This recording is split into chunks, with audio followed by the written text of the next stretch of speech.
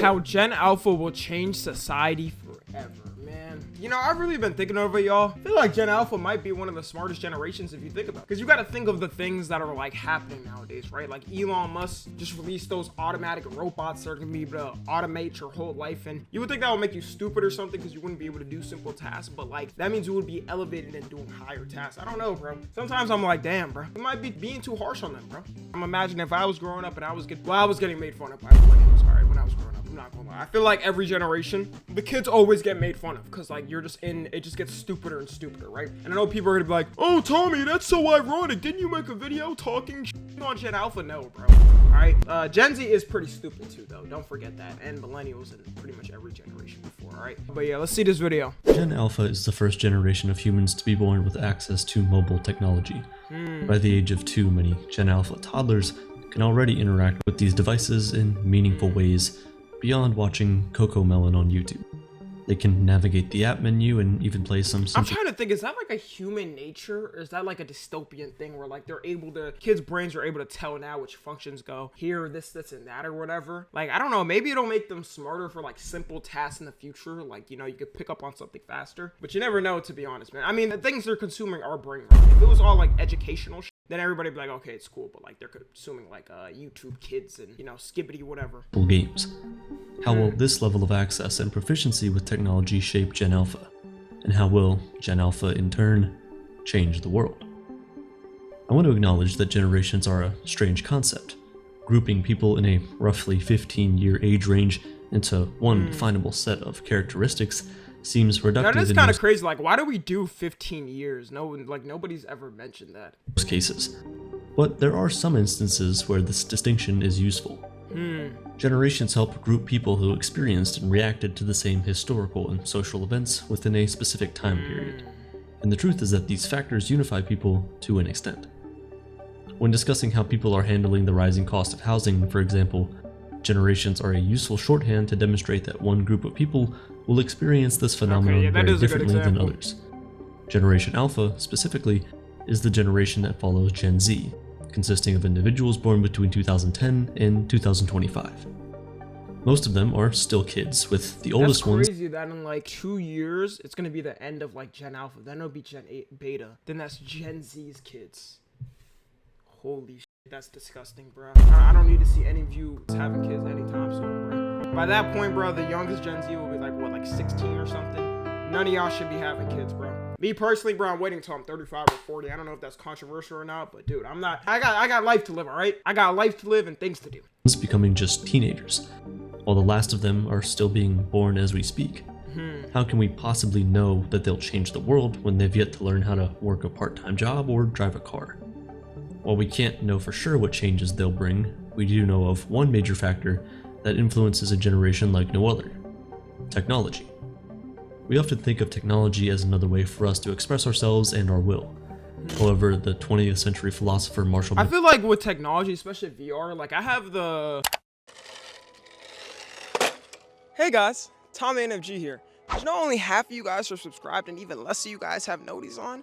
I hate to be a burden, but you know, I really appreciate it if you hit that sub button and the little bell next to it. You know, it doesn't take long. I know you can get mixed up in the algorithm and everything. But yeah, also tune into the streams. You know, we have a lot of fun over there. I'm telling you, we have a lot of parties going on over there. Yeah, that's it. Bye. Damn.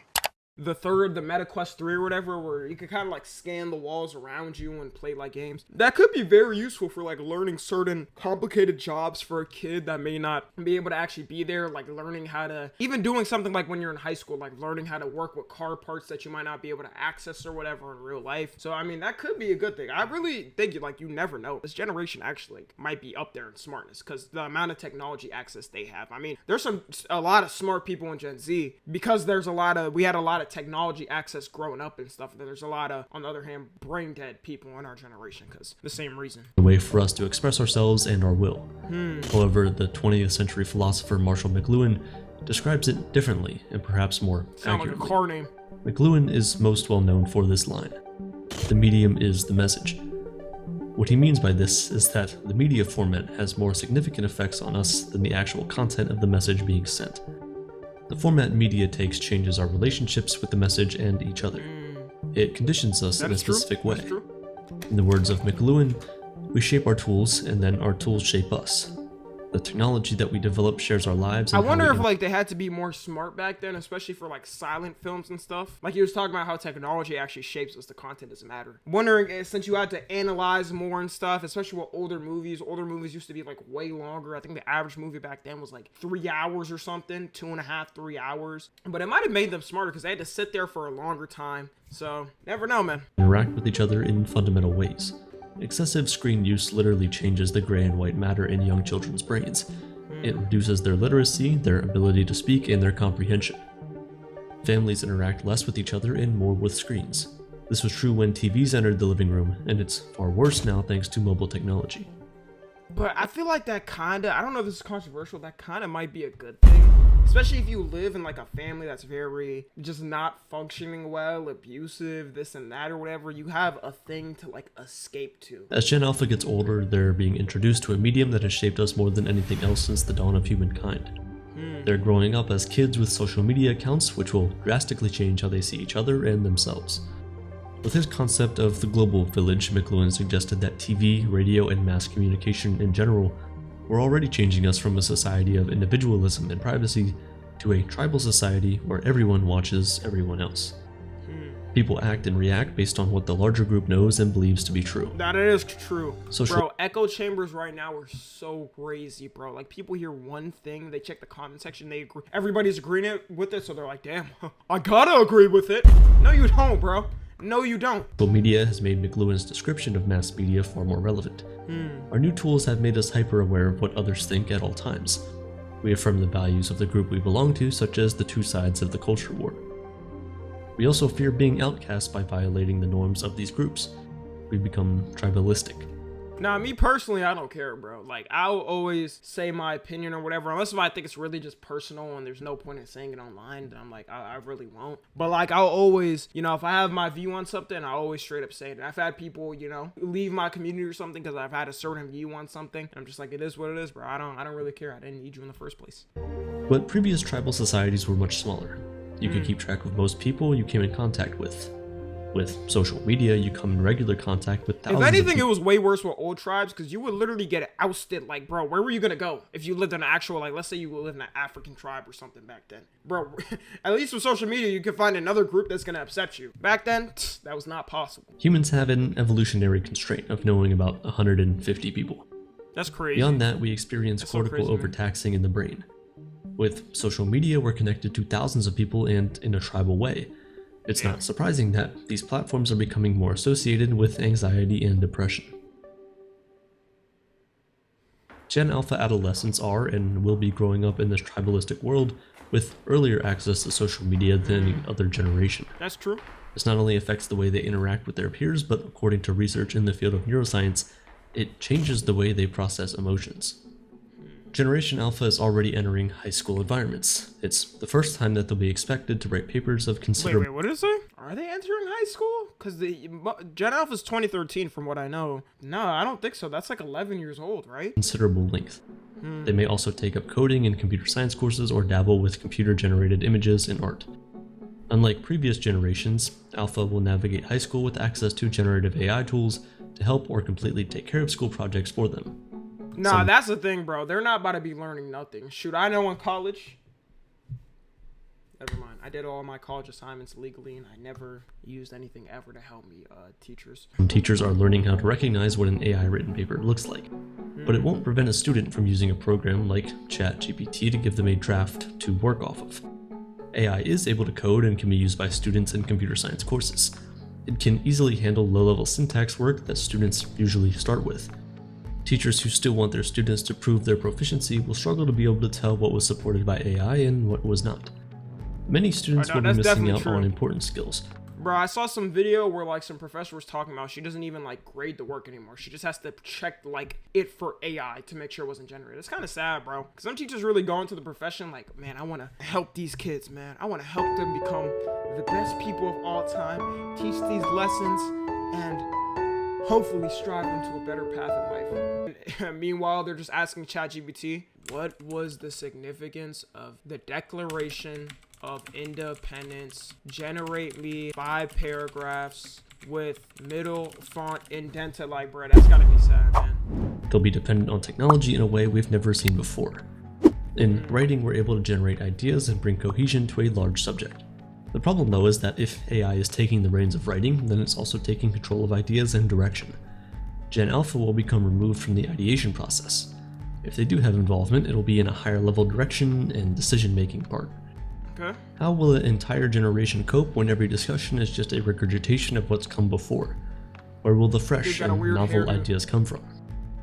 Gen Alpha kids who were born pre-pandemic will also have experienced yeah, that's the thing I'm scared of. Like, even creatively nowadays, bro. Like, I'm thinking of, this is off topic, but I'm thinking of rap, bro. If you see rap now compared to, like, the 2000s, even 2010s, bro, this shit is trash. Like, I know Tyler the Creator's about to drop an album, and that actually seems like it gave me a glimpse of, like, how old rap was or whatever in the 2010s and stuff. Because, like, he still grew up in that generation creatively. Like, Kanye's cooked, bro. He's the one that led the path for goddamn rap he's cooked. Dude, all the rappers are cooked, bro. Even the new generation, like Lil Uzi, his shit hasn't been sounding good, like all of them. Like, creativity is just kind of like dying, and it's sad. The fallout of the global pandemic in 2020. They were physically isolated from their peers while encouraged to engage with them or entertain themselves on screens. This event exploded every digital... Relax, buddy! Relax, buddy, alright? The Skibidi toilet is not going anywhere. Calm down. Or entertain themselves on screens. This event exploded every digital media trend, and it meant more acquaintance with screens and less with physical human beings aside from their parents. While Gen Alpha is commonly exposed to screens early on, they also spend much more time with their parents, who are primarily millennials. As adults, the millennial generation is also shaped by social media.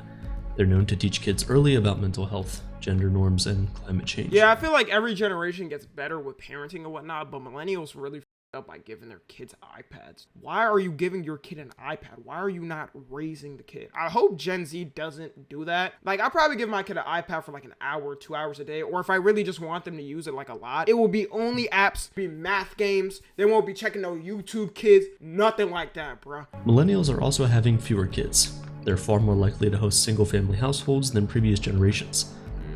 This is likely due to large economic disadvantages they have. If you can't manage too many kids, don't have too many kids. There's so many families where, like I got a friend or whatever, and she has, like, her parents now is still popping out kids. Their latest kid is, like, 5 years old or something, and then she's, like, the same age as me. Contend with, such as the price of housing, the cost of student debt, and, well, really just the cost of everything. The economy. You can't even afford kids. So, while Gen Alpha are on screens a lot, they're also potentially hearing about the impact of screens on their mental health.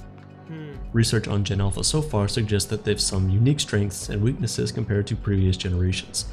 Their technological literacy is very strong for obvious reasons. They're more open to knowledge and have good numerical intelligence. On the negative side, they tend to be more egocentric, prone to violence, and have short attention spans. These are just generalities and capture a moment in time. I mean, same thing with Gen Z, to be honest, bro. There was a lot of violent ass kids I knew growing up, like violent as shit. For a generation that's still very young. In discussing how they will change the world, I think it's important to avoid a couple of common angles you see in the generation discussion. The point isn't to sneer at younger generations like boomers were prone to do towards millennials. The tools that shaped Gen Alpha, after all, were made by the previous generations. The point is to show what possible worlds lay ahead. Another thing to avoid is the blind optimism often displayed by marketers. They're just excited at the prospect of a generation spending more and more and being open to ads. The deciding factor that will lead Gen Alpha down one path or another is tech determinism. Are we doomed to adopt emerging technologies regardless of the harm they cause, or is society-wide resistance possible? I think it would be good to adapt some AI, which people would be like, oh, this dystopian telling me. I don't care, bro. Y'all be using there's at least one AI thing you use, right, throughout the day, a week or whatever. But it has to be like a calm effect. Like, it can't take over society, which is, I think is actually, like, that's what people are scared of. There's a strong case for the tech determinists who believe that widespread availability of technology makes social change inevitable.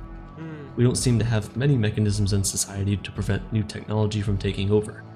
The gurus who design this tech often buy into techno-utopianism. It's a world where all of our problems are solved by technology, and in this version of society, technology progresses in a very straightforward trajectory, from one advancement to the next. And the tech gurus aren't really alone in this assumption. Techno-utopianism has been a typical prevailing attitude for much of the 20th and 21st centuries. It's only recently that so many of us are questioning this reality. Nah, people questioned it back then. I mean, especially when they started to make Siri and stuff, they were like, damn, like it's kind of becoming too like unhuman. So I don't know. I'd say they question it. It's hard to argue against the inevitability of tech adoption.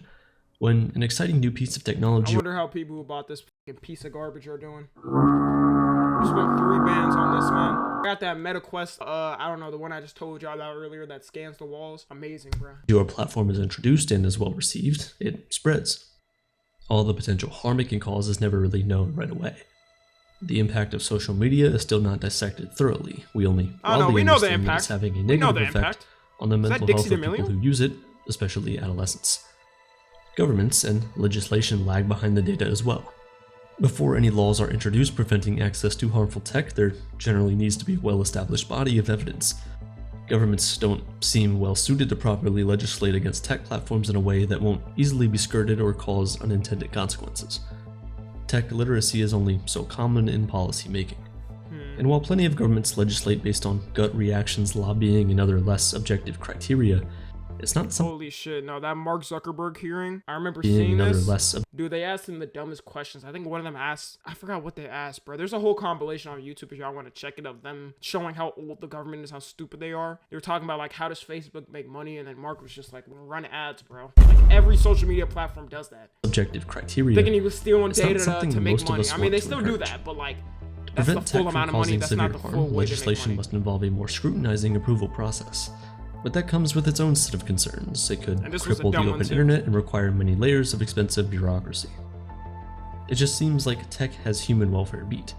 The only potential barrier appears to be the one that's nearly impossible to steer. Culture.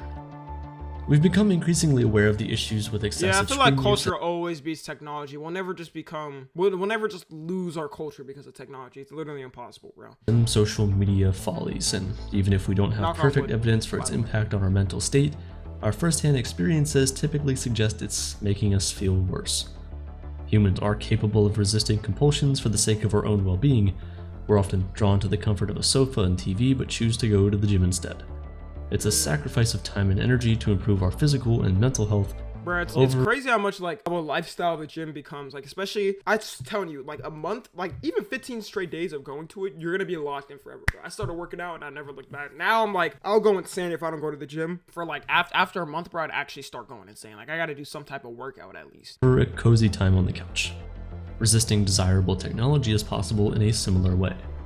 The masses are hooked on their phones. Most of you watching this video are on your mobile devices, but the eagerness to reduce our screen time is growing, and so too is the resolve. The less we're on these mobile devices, the more at peace we tend to feel. New tech isn't automatically taking off as it did 15 years ago. Apple VR seems to be a colossal failure thus far. Because it's $3,000, bro. Who is buying that? People are buying the other one, the Oculus or MetaQuest, because it's way cheaper. And the metaverse is really far from being widely adopted. Maybe it served more as a reminder that we're closing ourselves off from in-person relationships. It made us confront how isolating digital media is and how we ultimately don't want what it offers: loneliness. And there are rumors that Apple will be moving away from a yearly upgrade cycle for their devices. Nah, they need that on everything. Apple people just aren't buying new iPhones anymore. But resistance is one thing for people would buy it if they had like some new cutting-edge technology every year. What do they add? Like a new button, and then they remove like 2 things. So like, all right, we'll add this, but then we'll remove this, and then they'll be satisfied. Then they'll be satisfied, bro. Nobody's satisfied after. Adult, and it's another for cameras and stuff. The pool of screens and social media isn't easy to ignore. It's much easier for an adult to do what's best in their interest in the long term than a child. If it weren't, they probably wouldn't need parents to begin with. It is because of these complicated reasons that I believe there are 2 distinct paths that Gen Alpha could follow, and whatever path they go down will change the world in completely different ways that we've never seen before. Path 1, ooh la la. There's a future where Generation Alpha takes on an all-out embrace of current and emerging technologies. They stay on social media, discovering and making new platforms popular. I think this is most likely. The social media app MindHive, which I'm making up for this future projection, takes our thoughts and feelings and makes them into shareable content. You just capture a snapshot of your mental state and it's assembled into its content by AI algorithms. Okay, no, that's scary then. What the fuck? Dude, if I'm feeling sad, like, I do not need the internet to know 24/7 or whatever. Presumably, Generation Alpha has widely adopted the newest iteration of Neuralink, which makes this possible. MindHive even shares recreations of your dreams automatically if you don't turn it off in the settings. Technology is now dissolving the barrier between our inner and outer worlds. The next frontier of privacy is captured. Gen Alpha stops caring about privacy altogether. They don't see value in keeping the inner world a secret. They give it all up to be evaluated everybody's by their always going to want privacy. I don't believe that's going to happen. peers. Maybe Those who some face people rejection won't. for their inner thoughts manage to find groups of like-minded thinkers, and these groups embrace the ideas they might have censored in their own minds previously. The ideas might be helpful, dangerous, or benign, but regardless, there is an echo chamber to support them.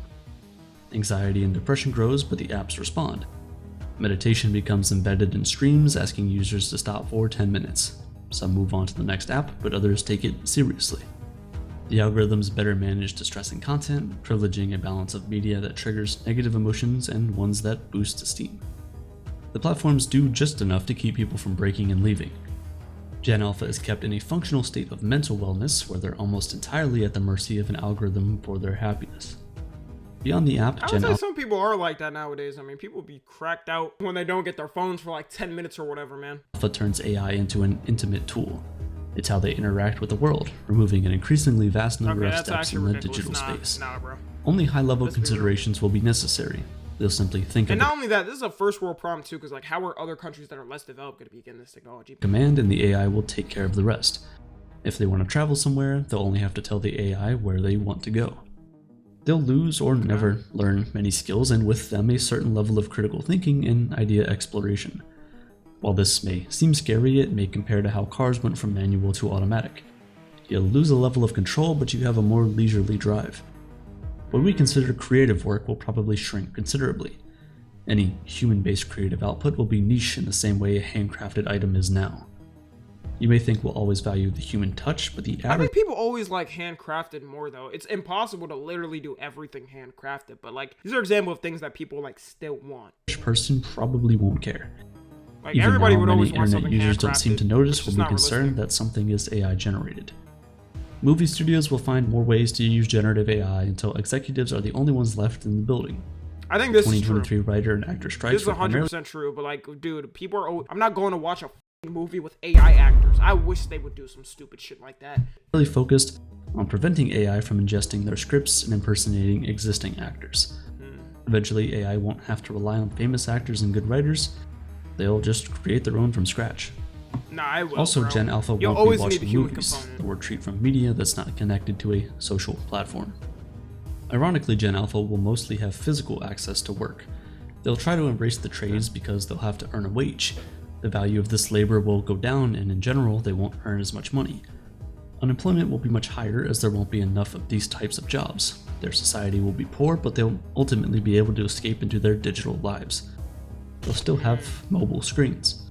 Gen Alpha will have less and less patience for each other in person. Interacting in real life will be overwhelming for some and too boring for others. I mean, it's already like that for a lot of people nowadays, bro. People be scared to ask for like a ketchup packet or sauce packet or something like that. I was low-key like that, like before COVID or whatever. Not like crazily though, but like I would just feel like antisocial, you know what I mean? Now I just go on and just talk to people. You realize, bro, people is just, it could be one of y'all I'm just talking to in public or something like that. And I know y'all are cool, like, bro, people are normal at the end of the day. It'll be very common for Generation Alpha to use their screen for the majority of face-to-face meetings. Their identities will be wrapped up in their online personas. They won't Yeah, bother that's to kinda express crazy. themselves as much physically. Then again, that happens Those will too. be People more have about TikTok utility and personalities. less will be consumed. More of society will become gamified and connected to their digital experience. Their secondary education will be overhauled to be presented in digital formats that keep students stimulated. Professors will become secondary to the app-based experience that supports I think learning. that's true. I think teachers are gone. Gen Alpha won't AI take written gets up there. exams. They will, however, have to prompt an AI with higher precision to demonstrate what they've learned. And while some will continue to read books, others won't read outside of information presented in apps and Reading games. is kind of cooked nowadays. I'm not gonna lie. I don't remember the last time I read a book, and I really wanted to start reading books again, but my attention span's too cooked. The future that Gen Alpha may adopt will seem scary for those who can remember a home phone in the kitchen. But it'll all seem like a continuum for Alpha. It may not be a harmonious existence, but it won't be a living nightmare either. Okay. Path 2. Talk to me. What if it's just There like is, the world however, blows up? another possible future where the mental health problems associated with social media become too overwhelming. They won't just suggest intervention, but demand it. Generation Alpha forces themselves off of social media and a lot But of then the wouldn't that cause a war? Because like that's like let's say they're talking about, oh, they're gonna have to close down social medias or something. People are gonna be like, especially in America, like freedom of speech, bro. Come on, man. You can't do that. internet in general. Generation Alpha will be very aware of the way algorithms shape and create what they see online. In this future, AI makes being online feel uninteresting. When content is generated mainly by non-humans, it loses its appeal. No, that's facts. What Yeah. drew people online into 100%. social I'm not media to watching begin no with is AI essentially videos. gone. They came for social connection and the fear of being left out, but when there's no humans, it's the internet without a connection. Social media without the social, the internet for leisure, is effectively dead. Now sure, AI is convincingly able to simulate a conversation. If we allow ourselves to engage with chatbots, they can even give us some of the same feelings we derive from our communications with friends. But when we step back momentarily, we know that we're just talking to a machine. We're missing out on real conversations with real humans. It's crazy to me how some people literally sit there and just talk to their AI friend. Like, bro, that is the steps we're heading towards. Like, it's gonna become a normal thing. It's weird now. Become a normal thing in the future. Everybody's gonna have their little AI friend to talk to, whatever, buddy. And then, yeah. Social animals were compelled to communicate with others. The facade of other people doesn't check off enough boxes. It just superficially soothes a part of that social need. In this future, Gen Alpha yearns for privacy. The internet is fake and full of scams. It's filled with AI-generated content for companies whose sole purpose is to make money off of them. Or it's scammers trying to steal in increasingly sophisticated ways. With AI taking most white-collar work, scamming will become more popular. A great section of the population is 100% poor, can see that. looking for any way to It'll make probably be very hard. Like, I know Gen Z makes fun of boomers for getting tricked by scams. It'll probably be hard for Gen Z in the future to even distinguish it. more money. Gen Alpha's digital selves are avatars that don't offer much factual information. They don't bother to post, they seek quiet, and use the internet for utility, not as a way to kill time. Gen Alpha effectively destroys the internet as we know it today. It's no longer a form of entertainment or space that runs on advertising. The decrease in human users and increase in bot traffic destroyed its usefulness for marketers. Gen Alpha still uses the internet to make purchases. Some advertising on e-commerce websites exist, but that's about it. In this future, Generation Alpha will still be poor, but they've freed themselves from the chains of social media and screens that bind them. They're reading books, being social, and putting more effort into solving society's ills. They'll try to find a better future for themselves and their kids. As adults, they'll remember their millennial parents' concern about technology, but feel the strength of will to act on them. They see the follies of their parents' resignation to tech. A lot of their world is still digitized, but they seek out in-person experiences. It could kind of like be like how Gen Z is like, yeah, we're not raising our kids with iPads. Maybe Gen Z is going to try to raise their kids with like AI robots or some shit, and then they're going to be like, damn, I'm not raising my kids with AI robots. I hope none of y'all raise your kid with our AI robot, by the way. But like ever since Elon Musk introduced that shit, I wouldn't be surprised if people did in the future. That are so alien to their daily lives that it becomes novel. Such a movement wouldn't be without precedent. In the early 1800s, an English group called the Luddites rebelled against industrialization practices by destroying machinery. They were concerned about recent job losses and the wages made by the workers who operated the machines. Too much money was going to the factory owner and not the workers. We often refer to someone who is anti-technology. It's crazy how they were like protesting this back then too. Like this was the most they probably thought technology would go to. As a Luddite, but the original Luddites didn't hate technology. They just rejected the impact it was having on workers. Luddites were rejecting the way it shaped their lives. Obviously, there's a big difference between English workers breaking machines and an entire generation putting down their phones. Generation Alpha has a big incentive, however, to change course. They'll see the negative impact AI and social media have on their lives while the internet loses its grip on them. The first path I described is an extreme version of a tech utopia slowly unraveling over time. The second is an expansion of our more recent rejection of this vision of the future. It's also a natural consequence of the impact of a dead internet. I don't think either path is obvious, and the path of rejection seems better for the It'll probably be in between the middle or something like. mental well-being, but the former will still be a life worth living. Maybe it'll just be different, familiar and alien, but Generation Alpha will know how to navigate it. They were born with the tools that are shaping them, not interrupted in the middle of their youth. And who knows, maybe our disdain for the digital future is just us looking too fondly back in the rearview mirror. We can't predict precisely how a generation will turn out, and anyone telling you otherwise is probably in marketing. I put together these two paths based on current trends pointing in different directions. Many things could change before Gen Alpha becomes the dominant generation in society. The world has been disrupted before, and it'll be disrupted again. climate change, fascists, Yeah, I and think killer... people are forgetting that like the world has been changed, like so much shit has changed, and they protested it and it became normal. Like he was talking about, manual cars was a normal thing, and then automatic happened, and people were like scared or whatever. So I think we'll be fine. Robots could completely undermine everything about the future I just Except described. that, what the was that image? Yeah, if that happens, bro, GG's, we're dead. Now you might be scoffing that I mentioned killer robots, but imagine consumer drone technology advancing with AI and weaponry. Just for a moment. An AI-driven internet may also influence society. See, that's in the thing. Can they not make AI military jets and stuff? Like, dude, you're gonna give that much power to an AI? very dark ways. Fascists may rise because of rigorous AI programs designed to micro-influence people until they're cheering on the end of democracy. Society might also be steered by AI-generated garbage simply designed to produce revenue from misleading clickbait. Yeah, I can There's a never whole watch hate that. farm I would based just in straight up get Cairo, off the for internet. example, that exists to make money off of anti-Justin Trudeau sentiments. I've never He's the Prime Minister of Canada, in case you didn't know. The creators of the content are indifferent to the cause their channel promotes. If AI and other forms of automation completely erase the middle class, then a digital life may not even be affordable for most. This too would cut Generation Alpha off from the stranglehold social media threatens to have on them. However the future unfolds, it's important not to judge a generation by some annoying traits. We all play an enormous role in Then determining again, we say that and then we make fun of, like, when Gen Alpha grows up, they're gonna make fun of the next generation. So every generation says that. how future generations turn out. Gen Alpha is born with the technology designed, distributed, and embraced by our cohort and those who came before us. We also have a tendency to look back on the way things used to be and be pined for those old values. Our world is potentially becoming less private and more individualistic, and that causes older generations anguish and longing. Marshall McLuhan would say that we're looking back fondly at what we see in the rearview mirror. In the 1960s, McLuhan suggested that people were prone to living in Bonanza Land. By obsessing over the show Bonanza and its Wild West setting, people were looking back, longing in the rearview mirror at values that were gone. Whether Alpha becomes a generation that is inseparable from their digital lives or one that revolts against them is beyond our control. It'll be half. Our influence is only so significant Some people up against accept the this, some forces of won't. technology and the complexity of society. This is a nice reminder to focus on what is in our control. As the Stoics would suggest, we can only govern our reaction to how the universe unfolds. We don't need to look back through the Who rearview is this mirror in dude misery, running from? wishing for a past Relax, that will bro. not It's just an return. iPad. With an open mind, we can engage with the new tools with a reasonable amount of guardedness. It's not to suggest that new technology doesn't pose actual harm.